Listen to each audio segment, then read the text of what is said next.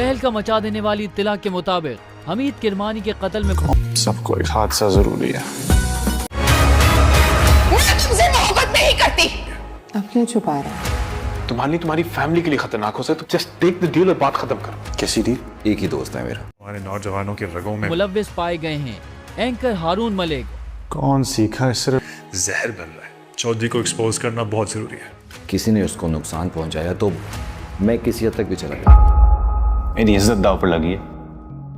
क्या रह गया है कुछ सुनने समझने के लिए? जान भी दाव पर लग जाए फिर भी मैं पीछे नहीं हटूंगा। होना है हो जाने दो, कल का सब कुछ बताने के लिए तैयार। मारूफ सहाफी हर किसे पता, कल की किसे खबर।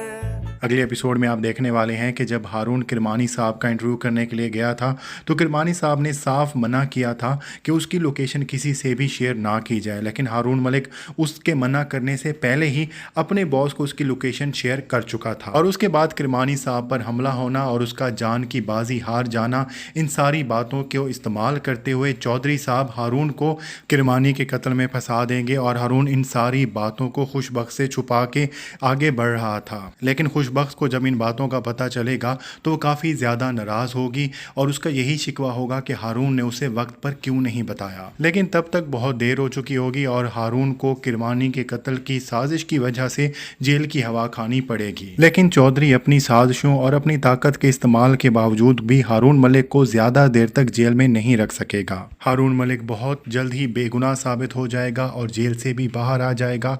और खुशबख्त जो हारून के जेल में जाने से पहले उससे काफ़ी ज़्यादा नाराज़ थी, उसके जेल में जाने के बाद अपने सारे शिकवे भुला के हारून से ना सिर्फ मिलने के लिए आएगी बल्कि हारून का जेल में जाने की वजह से इन दोनों के दरमियान जो दूरी आएगी उसकी वजह से खुशबख्त और भी हारून से मोहब्बत करने लग जाएगी। ये और बात है कि वो उससे खुल के इजहार नहीं करने वाली और शायद आखिरी एपिसोड्स में जाके ही इजहार मोहब्बत हो, लेकिन उसके एक्शन से साफ साफ जाहिर होगा। इसलिए हारून मलिक को जेल जाने की वजह से वक्ती तौर पर तो परेशानी उठानी पड़ सकती है, लेकिन लॉन्ग रन में उसे फ़ायदा ही होने वाला है। लेकिन इश्क के इम्तिहान अभी और भी हैं। देखना ये होगा कि आगे चलकर हारून के रास्ते में कौन सी मुश्किलें आती हैं और वो उसे कैसे हल करता है।